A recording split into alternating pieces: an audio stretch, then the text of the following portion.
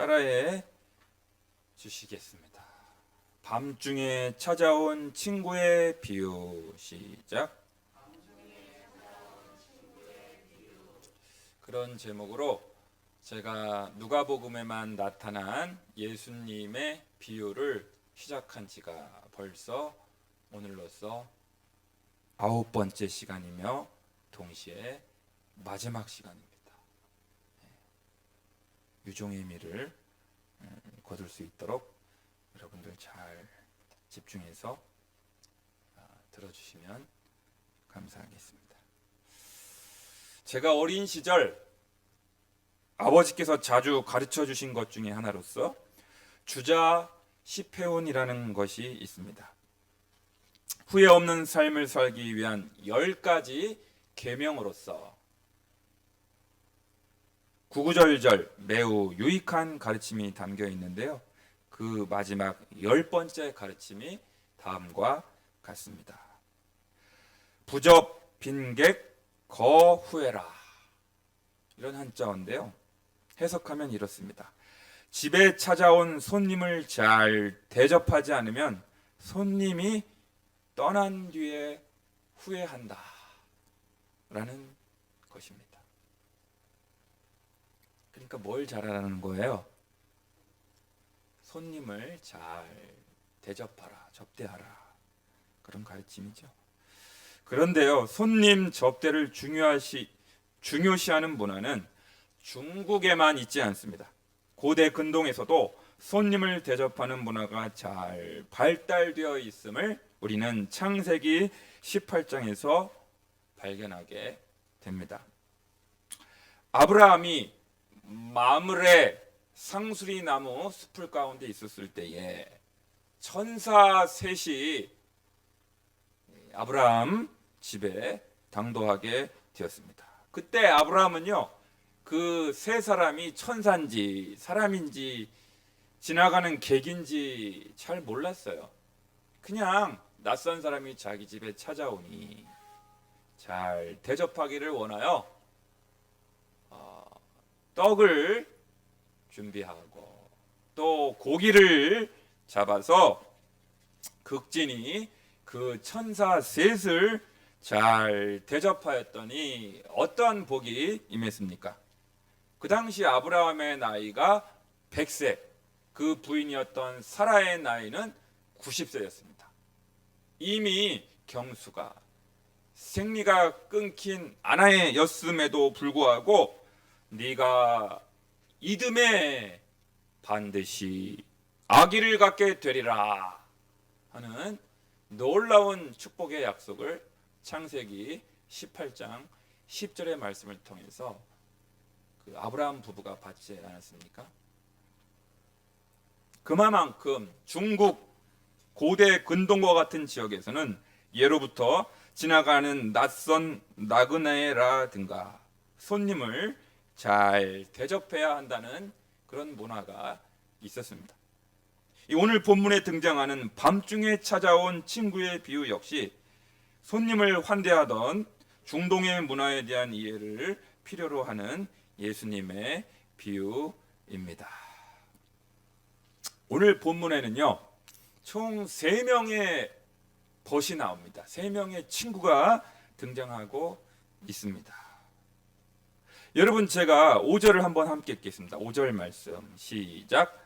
또 이르시되 너희 중에 누가 벗이 있는데 밤중에 그에게 가서 말하기를 벗이여 떡 3덩이를 내게 구워 달라. 6절까지 읽죠. 내 벗이 여행 중에 내게 왔으나 내가 먹일 것이 없노라 하면. 여러분, 제가 첫날 비유 시리즈 첫 시간에 선한 사마리아인의 비유를 할 때 말씀드린 바가 있는데 기억나실지 모르겠어요. 예수님이 비유를 베풀어 주실 때 너희 중에 누가 이럴 경우에는 제가 항상 그 누구는 뭐라고 말씀드렸죠? 유대인 남성이다 라고 제가 말씀드린 적이 있습니다. 너희 중에 누가, 유대인 남성에게, 여러분 오늘 본문에 친구가 3명 나와요. 벗이 3명 나오는데 유대인 남성에게 친구가 한 명이 있었습니다. 그런데 그 유대인이 한밤중에 그 친구의 집에 찾아간 것입니다. 용건은 떡 3덩이를 구워달라는 것입니다. 그런데 그 유대인 남성이 왜 떡 3덩이를 달라고 했냐면 자기 집에 또 다른 친구가 찾아와서 여행 중에 자기 집에를 왔는데 그만 먹일 것이 없다는 것입니다. 그래서 그 유대인 남성이 친구를 찾아가 도움을 청한 것입니다. 여러분, 이 당시 떡 3덩이는 성인 남성의 한 끼 식사 분량입니다. 여기서 여러분들이 질문이 있을 수가 있습니다. 친구가 한밤중에 찾아와서 떡 3덩이를 달라고 하는데 집안에 떡 3덩이 정도도 비치하고 있지 않은 것이 좀 이상할 수가 있어요, 여러분. 그죠? 아니, 떡 3덩이면 뭐 그렇게 성인 한 끼 식사 분량이고 집에서 만들어서 대접할 수도 있고 기다려라. 그런데 굳이 남의 집에 가서, 친구네 집에 가서 이렇게 구워달라고 해야 되는가 하는 의구심이 들 수가 있는데요. 중동의 문화에 대한 이해가 좀 필요합니다. 고대 근동의 나그네 환대법은 매우 엄격해서 음식과 거처가 필요한 여행객이 찾아오면 주인은 그 사람을 반드시 대접할 의무가 있었습니다. 특히 이 당시 중동에서는요, 손님에게는 집안에서 가족들이 먹던 음식을 내주지 않았습니다. 이건 우리나라도 좀 비슷한 것 같아요.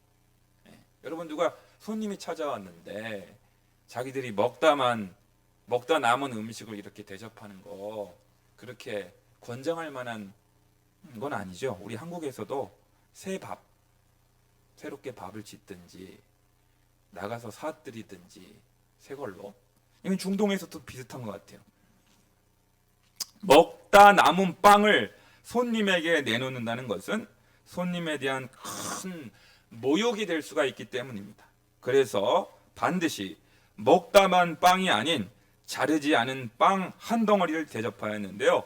대개 주인은 어른 한 사람의 한 끼 식사에 필요한 정량보다 더 많은 빵을 손님에게 내놓았다는 거예요. 자기들은 조금 덜 먹어도 손님이 오면 풍성하게 대접하고 싶은 것은 한국 사람이든 중동 사람이든 그것은 비슷한 심리인 것 같습니다. 그래서 3덩이를 꾸러 간 것입니다. 이해가 되십니까? 이해가 되세요? 그런 연고로 이 유대인 남성은 자기 가족들이 먹던 음식을 내버려 두고 손님을 접대하기 위하여 밤중에 찾아온 그 친구를 대접하기 위하여 또 다른 친구의 집에 일부러 가서 떡 3덩이를 빌리고자 했던 것입니다. 그런데 여기서 놀라운 반전이 일어납니다. 예수님께서 뜻밖의 가정법을 사용하시는 것입니다. 이 상황에서 난색을 표명하면서 몇 가지 핑계를 대는 듯한 그 유대인 친구의 모습을 예수님은 7절에서 가정을 하고 계십니다.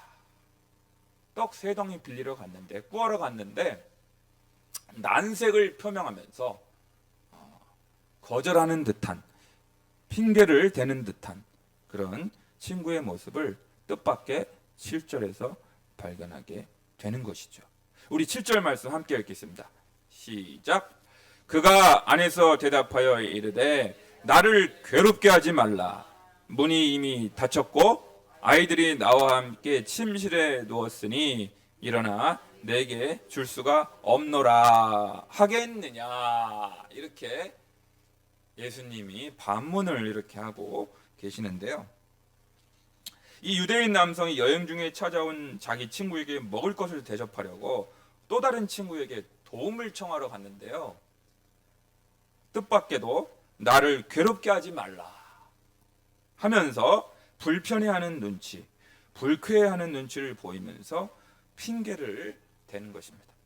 가정법이기는 합니다만 거절을 하는 듯한 모습을 볼 수가 있습니다. 그 이유가 무엇이냐면 2가지 이유를 대는 것입니다. 첫 번째 이유는 문이 이미 닫혔다는 것입니다. 문이 이미 닫혔다. 대문이 닫혔다. 이거 열어주려면 너무너무 번거롭다.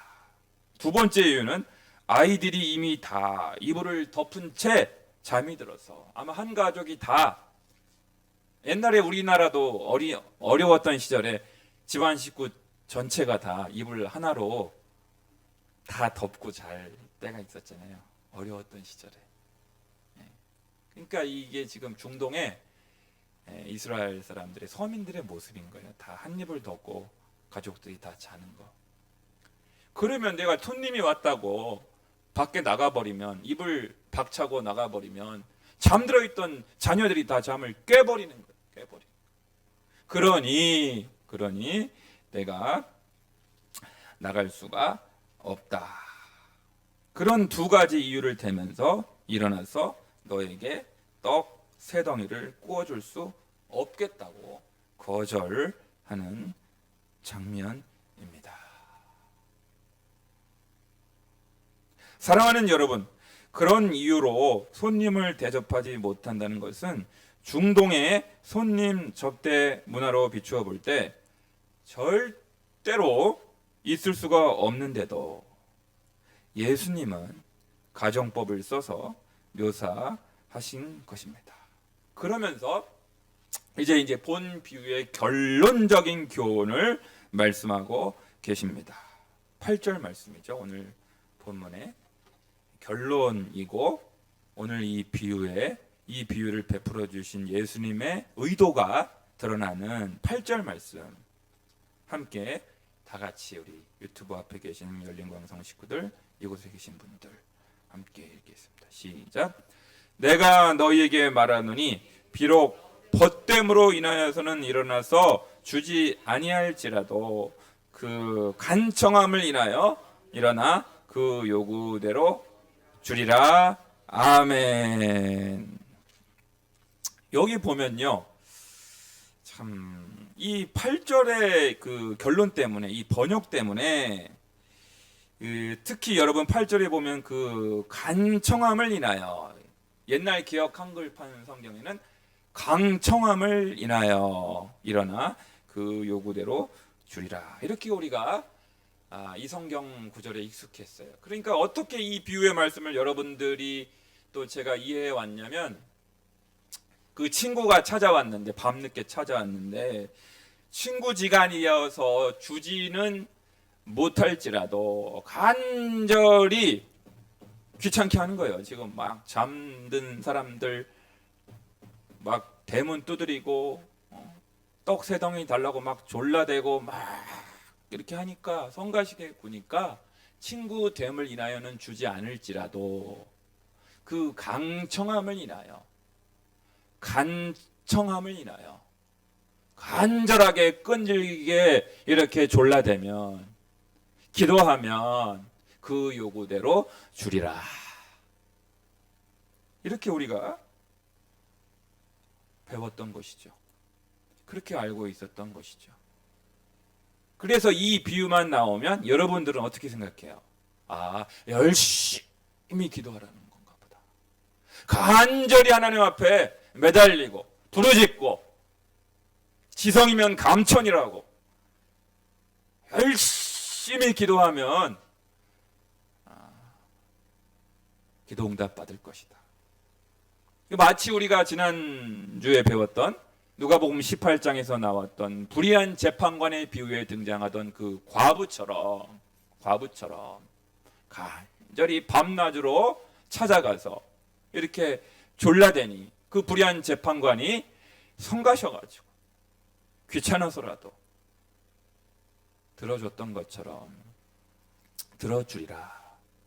그러면 여러분, 그 누가복음 18장에 나온 불의한 재판관의 비유하고 오늘 본문에 등장하는 이 밤중에 찾아온 친구의 비유하고 결론이 비슷하네? 교훈이 비슷하네? 뭐가 차별 되겠습니까?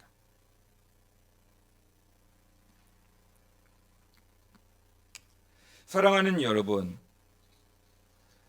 그러면 오늘 이 비유의 핵심은 결국 지성이면 감천이라고 했으니 무조건 열심히 기도하고 간구하면 무엇이든지 어떤 기도를 해도 다 얻을 수 있다는 교훈을 주시기 위함일까요?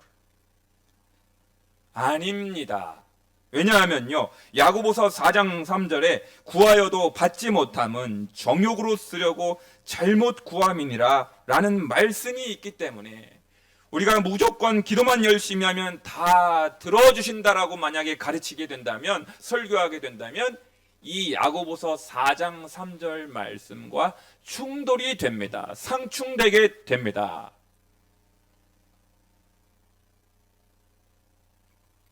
오늘 여러분들과 제가 함께 상고하고자 하는 설교의 주제가 바로 이것입니다. 이것입니다. 도대체 이 그 간청함을 인하여 라고 하는 그 구절을 어떻게 해석해야 되는가 하는 거예요. 헬라어 원문을 그래서 봐야 되는 거예요. 헬라어 원문. 이 헬라어 원문에는 이 간청함을 인하여를 아나이데이아라고 되어 있어요. 아나이데이아. 한번 따라해 보실까요? 아나이데이아. 아나이데이아.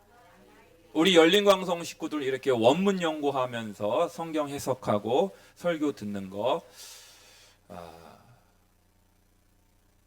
기쁨으로 여기시기를 바랍니다. 이 대다수 성경들이, 대다수 한글 성경과 대다수의 영어 성경들이 이 헬라어 아나이데이아를 간청함을 인하여 혹은 강청함을 인하여 persistent prayer, 끈질긴 기도, 열심으로 하는 기도, 이렇게 번역을 하고 있기 때문에 그리고 오늘 성경도 여러분 그 간청함을 인하여 라고 돼 있잖아요. 그러니까 거기에 이제 초점이 있다 보니까 아이고 간절히 기도해야 되나 보다, 그래야 요구사항을 충족받게 되나 보다, 이렇게 우리가 그동안 알고 있었죠. 근데 물론 그렇게 번역하는 큰 물줄기가 있고요. 그런데 또 다른 큰 물줄기가 있어요. 그게 뭐냐면 최근에 나온 미국의 신약학자 케네스 베일리가 쓴 중동의 눈으로 본 예수님의 비유라는 책이 있습니다. 여기 제가 화면에 보여드릴게요. 한번 이 책 제목, 중동의 눈으로 본 예수님의 비유라는 이 책에 있는데, 이 책 내용을 이 시간에 다 말씀드릴 수는 없고, 이 책 230쪽을 보시게 되면 장구한 학문적인 검토 끝에 이 헬라어 아나이데이아를 어떻게 번역해야 되느냐 한번 따라해 보십시다. 창피를 당하지 않으려고. 시작.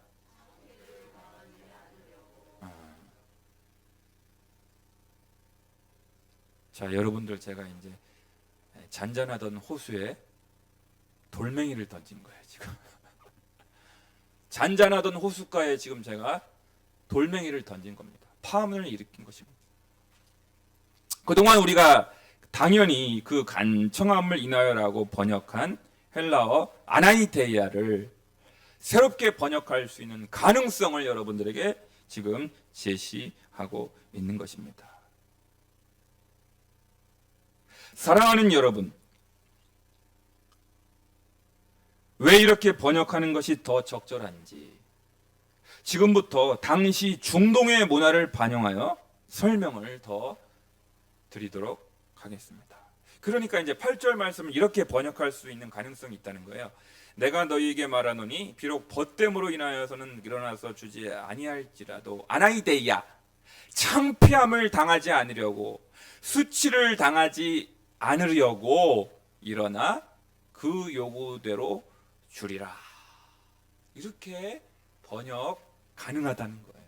아니, 그러한 번역이 더 적절하다고 케네스 베일러 목사님이, 선교사님이, 학자가 이 두꺼운 책에서 이야기하고 계시는 것입니다.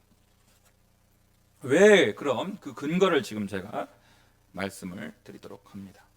친구라든지 손님을 잘 대접하는 문화는 이 당시에 어떤 개인의 예절이나 도리를 떠나서 마을 공동체 전체의 책임이었다는 것이에요, 여러분. 마을 공동체. 그러니까 제가 낯선 사람이 우리 여기 운정 상가에 찾아왔어요.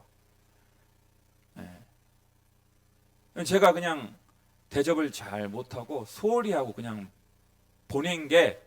내보낸 게 소문이 났으면 이 운정 상가 지역에 이 소문이 파다하게 퍼져가지고 김광배 목사가 낯선 손님을 대접을 제대로 못하고 이렇게 쫓아버렸다. 이게 소문이 나잖아요. 그러면은 이 운정 지역의 이 마을, 이 상가 전체에 큰 불명예가 되는 거예요. 큰 불명예. 이게 바로 중동 당시에 손님 접대 문화였어요. 그러니까 마을 공동체 전체의 명예와 관련되어 있기 때문에 내가 지금 기분이 별로 안 좋다고, 자녀들이 지금 다 잠들어 있으니 지금 문이 닫혀 있다라고 핑계를 대면서 거절할 수가 절대로 있다 없다? 없다는 거예요. 절대로 있을 수가 없는, 이거 예수님이 지금 가정법을 사용한 것이지, 내가 지금 피곤하다고, 우리 자녀들이 지금 잠들어서 지금 입을 다 덮고 있다고, 나 떡 세 덩이를 줄 수 없노라고 그렇게 거절할 수가 없다라는 겁니다.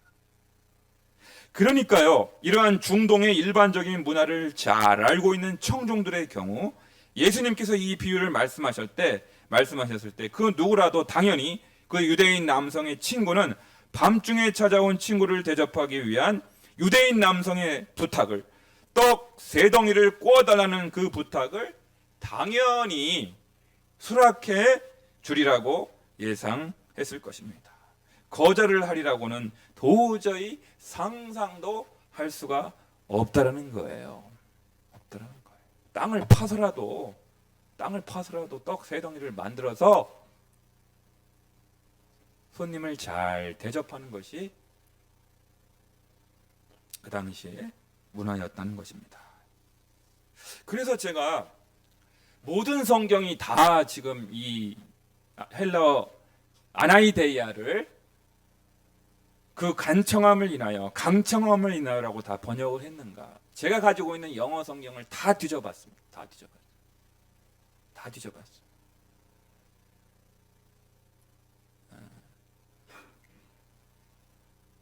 그런데 뜻밖에도 제가 세 권의 영어 성경이 이렇게 번역하고 있더라고요. 헬라어 아나이데이아를 창피를 당하지 않게 하기 위하여, 수치를 당하지 않기 위하여라고 번역한 영어 성경이 세 권 있었습니다. 컨템포러리 잉글리시 버전, 굿뉴스 바이블이 수치를 당하지 않게 하려고 라고 번역했고요. NLT 성경은 그의 평판과 명예의 손상을 받지 않으려고 라고 번역하고 있습니다.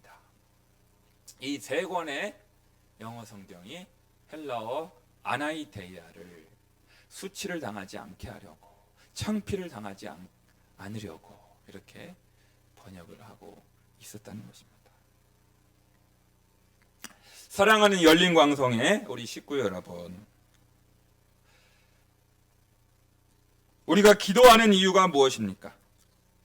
우리 하나님은 간절히 매달리고 간절히 부르짖어야, 간절히 졸라대야만 그제야 겨우 졸린 눈을 비비고 잠을 깨고 움직이시는 그런 분이라서 우리가 간절히 막 긁어야 됩니까? 졸라대고 막 찾아가고 성가시게 하고 부르짖고 매달려야만 그제서야 졸린 눈을 깨고 부시시 우리 기도에 응답해 주시는 하나님이시기에, 지성이면 감천이기에 열심히 기도하면 그 요구되어 주리라.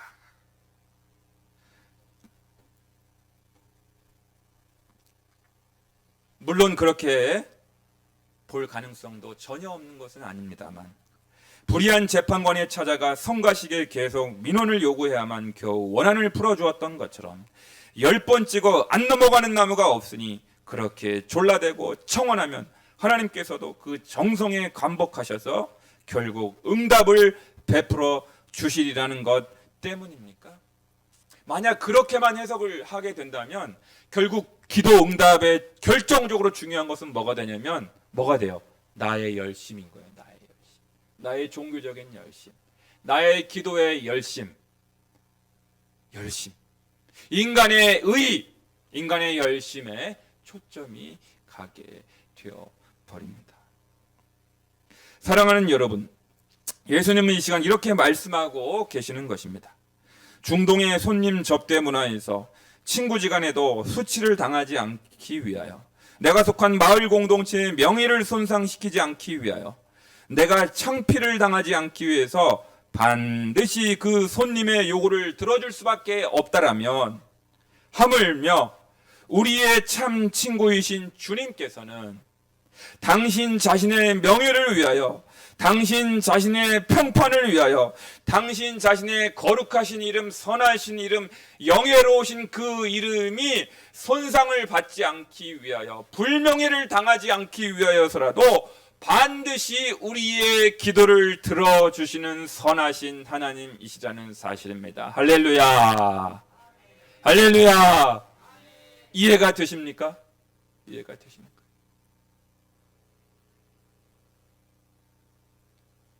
그러니까 우리가 열심히 기도했기 때문에 가까스로 거기에 하나님이 응답해 주시는 것이 아니라, 나의 열심, 나의 정성, 나의 부르짖음에 방점이 있는 것이 아니고, 내가 어떤 기도를 하든지 내 기도를 들어주셔야만 우리 하나님의 영예로운 이름, 우리 하나님의 거룩하신 이름, 우리 하나님의 거룩하신 명예가, 당신 자신의 명예가 손상되지 않게 하기 위해서라도 우리 하나님은 반드시 여러분과 저의 기도를 들어 응답해 주시는 너무나 좋으신 하나님이시라는 것입니다. 할렐루야.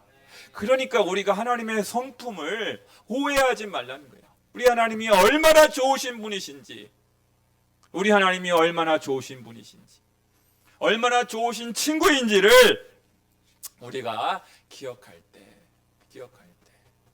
하나님을 향한 놀라운 신뢰가 두터워지기 시작하는 거예요. 하나님을 향한 전폭적인 신뢰가 생기기 시작하는 거예요.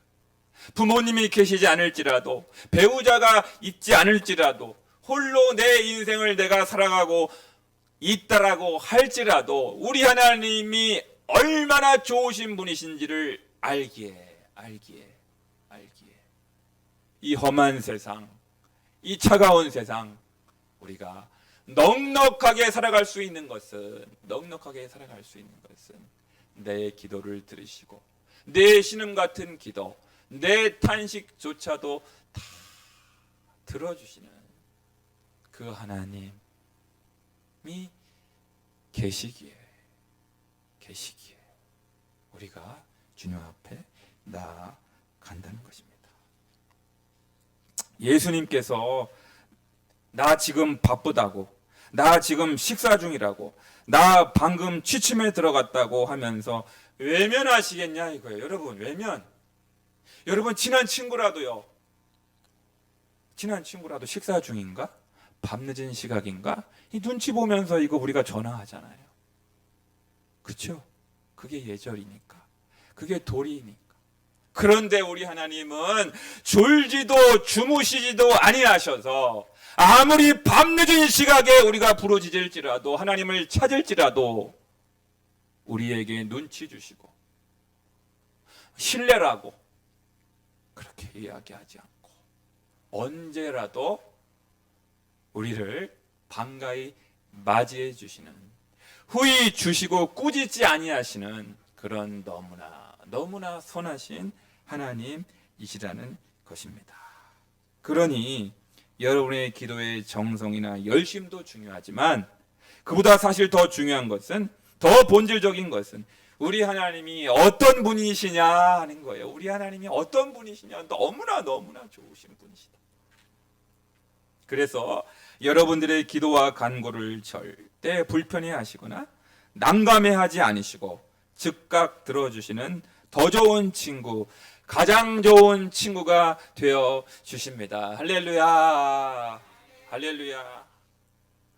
여러분, 친구가 마음을 쏟아 둘 만한 친구가 없어서 외로우신 분이 계신가요?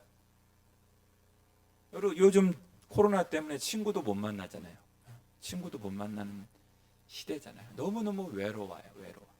그런데 사랑하는 열광의 식구 여러분, 하나님께서 이 시간 요한복음 15장 13절에서 16절을 통하여 우리에게 놀라운 약속을 주고 계십니다. 여러분, 우리 가정에서 예배드리는 우리 열광의 식구들도 한번 찾아보세요. 요한복음 15장 13절에서 16절.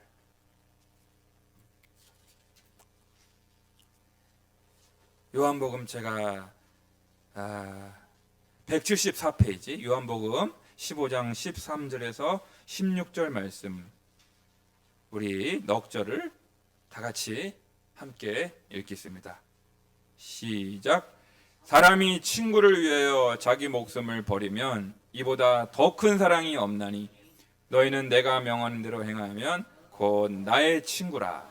이제부터는 너희를 종이라 하지 아니하리니 종은 주인이 하는 것을 알지 못함이라. 너희를 친구라 하였노니 내가 아버지께 들은 것을 다 너희에게 알게 하였음이라. 너희가 나를 택한 것이 아니요 내가 너희를 택하여 세웠나니 이는 너희로 가서 열매를 맺게 하고 또 너희 열매가 항상 있게 하여 내 이름으로 아버지께 무엇을 구하든지 다 받게 하려 함이라. 아멘. 예수님은 우리의 참 친구가 되셔서 왜 우리의 참 친구가 되어주셨는가? 거기 나오잖아요. 마지막 절에 내 이름으로 아버지께 무엇을 구하든지 어떻게 하라고요? 다 어떻게 한다고요? 받게 하려 함이라. 이거예요. 다 받게 하려 함이라. 사랑하는 여러분, 아무리 친한 친구라도, 아무리 친한 친척이라도 아무 때고 심지어 밤늦은 시각에 찾아가서 도움을 청하는 일이 나는 별로 부담이 없다. 그런 친구 있으신 분? 나는 너무나 친한 친구가 있는데, 가족보다 더 친한 친구가 있는데 한밤중에 예고 없이 전화도 없이 찾아가도 반가이 맞이해주는 그런 친구 있으신 분 손 들어보세요.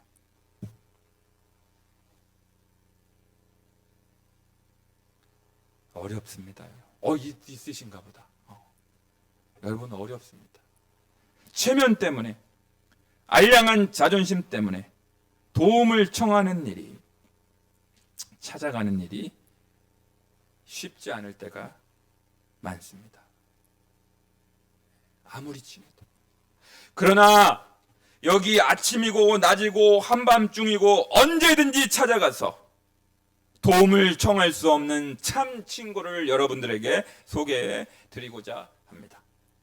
졸지도 주무시지도 않으시고 언제나 여러분 곁에 계셔서 도와주시기를 기뻐하시는 참 친구를 소개해 드리고자 합니다. 찬송가 90장. 내 친구 되신 예수님 날 구원하시려고 그 귀한 몸을 버리사 내 죄를 대속했네. 나 주님을 늘 믿으며 그 손을 의지하고 내 몸과 마음을 바쳐서 끝까지 충성하리.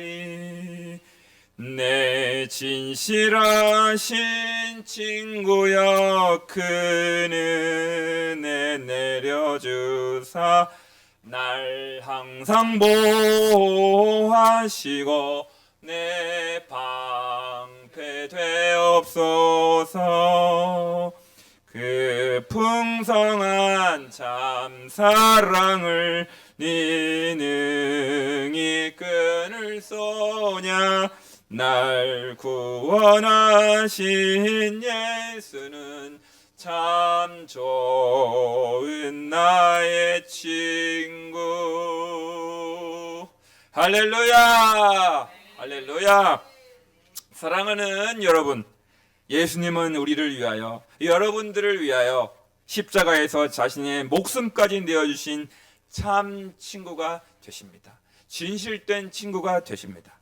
그 예수님이 여러분과 저의 참 친구로 계십니다. 언제라도 만나주시고 어떤 힘든 이야기도 다 들어주시며 내 삶의 어떤 문제도 해결해 주시고 어떤 상처도 치유해 주시는 참 친구 되시는 예수님께, 그 예수님께 나아가 기도하고 간구하면, 도움을 청하시면 언제라도 들어주실 줄로 믿습니다. 그 예수님만을 나의 참 친구로 모시며 항상 주님과 친밀한 우정을 쌓아가시는 성탄의 계절이 되실 수 있기를, 대림의 계절이 되실 수 있기를 주님의 이름으로 간절히 축원합니다. 기도하겠습니다.